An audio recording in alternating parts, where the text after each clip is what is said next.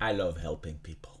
It's really what I do best. And sometimes you just have to talk common sense to certain individuals who are ideologically possessed and their ideology doesn't allow them to see the world for what it truly is. And here you have Women Rights News, a Twitter account. On one side, they're talking about this lady which says, why is it always you have bad taste in men and never abusive men tend to be highly skilled liars that conceal their red flags until it's too late? Well, basically, they're saying, yes, this is true. But on 16th of July, they said something also interesting. All of your ex-girlfriends are crazy? That's such a weird coincidence to you. Man, so weird. How does that happen to you? It's not difficult to understand. It's simple. Most ideologies that divide people based on arbitrary characteristics, whether it's gender, sex, whether it's race, how you were born, most of these ideologies are born out of envy.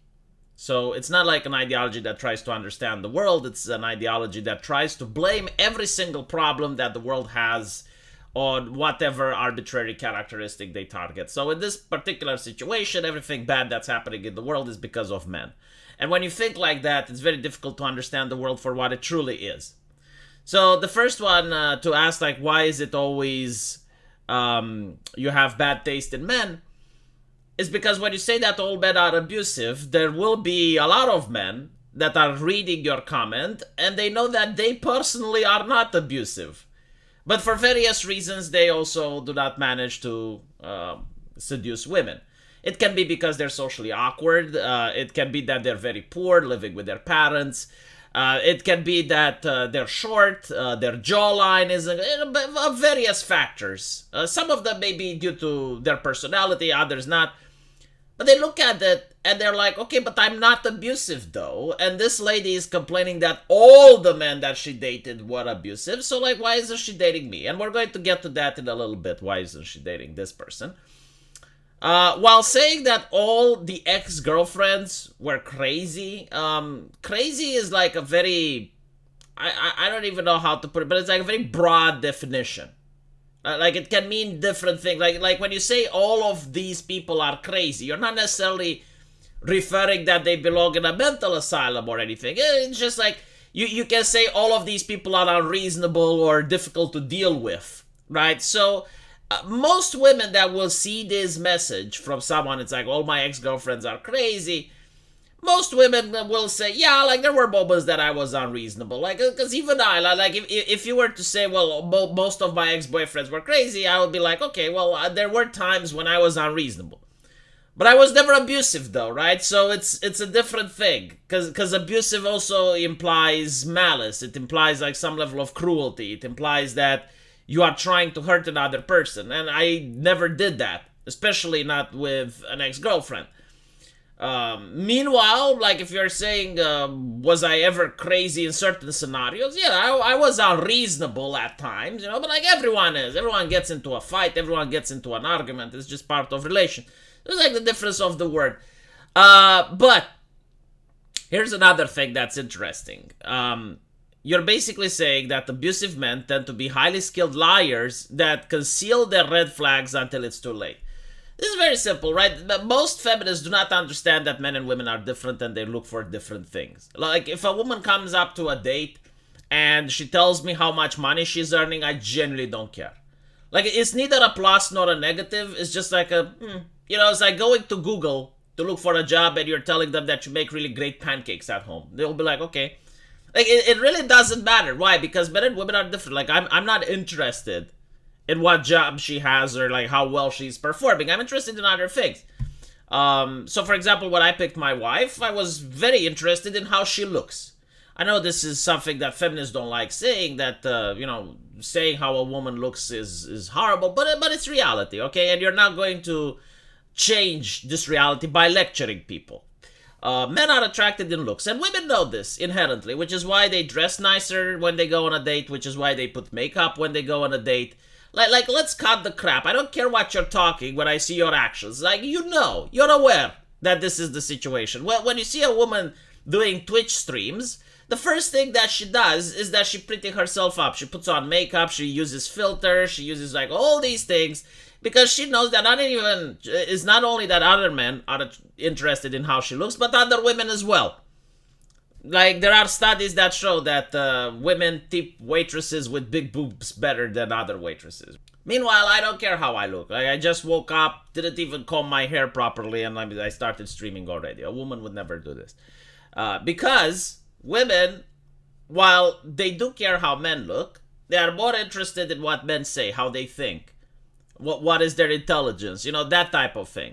So when you're interested in what people have to say, then the people who want to be competitive, the people who want to get the girl they want, are going to learn how to lie. They're going to learn how to be politicians. They're going to learn how to max their PR skill. So the best people at it, because most people aren't perfect. Like, most people do have flaws, but when it matters what comes out of your mouth, you're going to try to mask the flaws. You're going to try to mask the red flags, as you're saying. And instead, you're going to try to either present your qualities or you're going to try to make up qualities. So the men who are honest, the men who don't lie, you're not going to view them as desirable because they're going to also notice that they have flaws. That they're going to also talk about the things that, doesn't advantage them.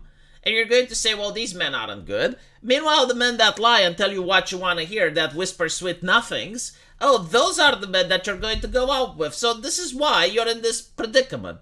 And honestly, it's not a woman thing, it's a people thing. Like, again, we vote for the politicians that have the PR team behind them and are fake as fuck. Meanwhile, the politicians that say the things that they really believe and that they talk the way that human beings talk, they don't get votes. They don't get elected. They don't get in positions of power. And it's literally the same thing with dating. And I would even say it's the same thing with job interviews, because it's the same stuff. Like, you're hiring a person to fit a position. The men that lie, that make stuff up, that hide the red flags, those are the ones that are going to get dates. The people who are honest and they behave naturally on the first date are the ones that don't. Like for example, one of the best advices that I gave other people at the first date was to never talk bad about your exes, ever. Like, don't bring them up, don't talk about them.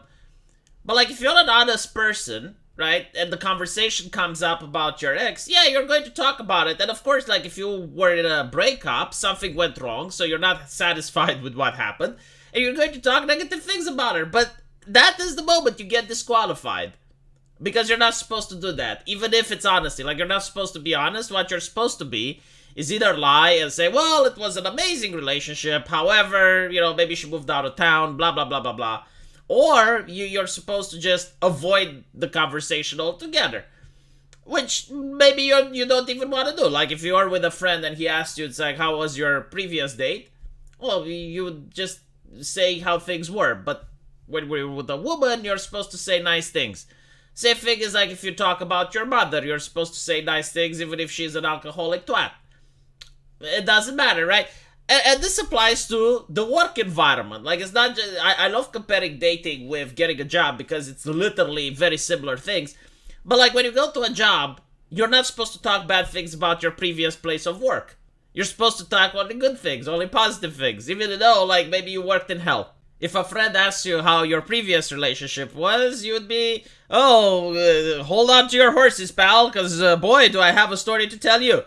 But when you're on a date, you're not supposed to talk negative. Same thing about your mother. Like, regardless of what family relationship you have with your mom, at a date, you're only supposed to say nice things. Very similar to the work environment. I love comparing dating with getting a job because it's very similar. A lot of the mechanisms are there. You're not supposed to talk negative things about your previous workplace. You're not supposed to talk negative things about the industry. And, like, when you know that, you're going to lie. Because, like, your interest, like, why are you there? Well, you're there in order to get that date to go further. Or you're there to get the job. So, it's human nature to follow your self-interest. And this is why, you can say that, well, so many men lie. And, of course, the abusive men are going to lie the most. Because if you're not an abusive man, you're not inclined to lying. But if you're an abusive man, you already been in a relationship, you already know what women are into and what they like. So your ability to lie is a lot better than someone that hasn't. You know, like a virgin person, for example, that never had a date, doesn't even know what women are attracted into, and he's still trying to figure it out. You know, the chances of that person being an abuser are a lot lower than a person that already was an abuser. So this is why you keep ending with abusers. Let me know what you guys think, and I'll see you in the comment section. Take care.